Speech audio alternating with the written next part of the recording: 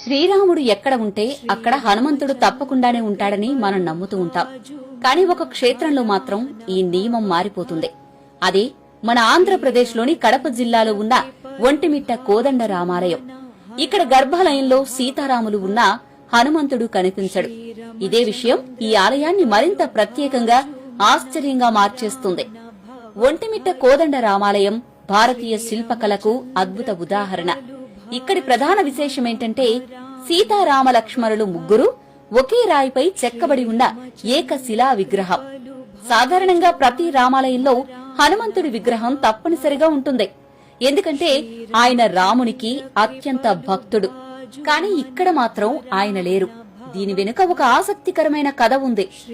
రామాయణం ప్రకారం శ్రీరాముడు వనవాస సమయంలో ఈ ప్రాంతానికి వచ్చాడని చెబుతారు.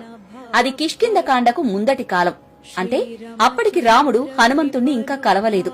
అందుకే ఈ ఆలయంలో సీతారామ లక్ష్మణులే కనిపిస్తారు, కాని హనుమంతుడు కనిపించడు. ఇదే ఈ క్షేత్రం ప్రత్యేకత.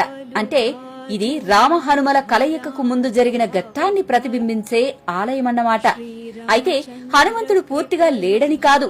భక్తుల నమ్మకం ప్రకారం ఆయన ఈ క్షేత్రానికి రక్షకుడిగా కొద్ది దూరంలో ఉన్న ప్రత్యేక ఆలయంలో కొలువై ఉన్నాడు.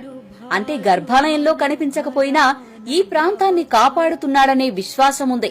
ఇది భక్తుల విశ్వాసానికి మరింత బలాన్నిస్తుంది. పౌర్ణమి రోజుల్లో ఈ ఆలయం మరింత అద్భుతంగా కనిపిస్తుంది. వెన్నెల వెలుగులో ఈ ఏకశిలా విగ్రహం ఆలయ నిర్మాణం చూస్తే నిజంగా మనసు మంత్రముగ్ధమైపోతుంది. భక్తి, చరిత్ర, శిల్పకళ ఈ మూడూ కలిసిన అరుదైన క్షేత్రమిది. రాముడి జీవితంలో హనుమంతుడు ఇంకా ప్రవేశించని ఒక దశను చూపించే ఈ ఒంటిమిట్ట క్షేత్రం నిజంగా మనకు ఒక కొత్త కోణాన్ని చూపిస్తుంది. అందుకే ఈ ఆలయం కేవలం పూజాస్థలం కాదు, ఒక అద్భుతమైన కథను చెబుతున్న చారిత్రక సాక్ష్యం.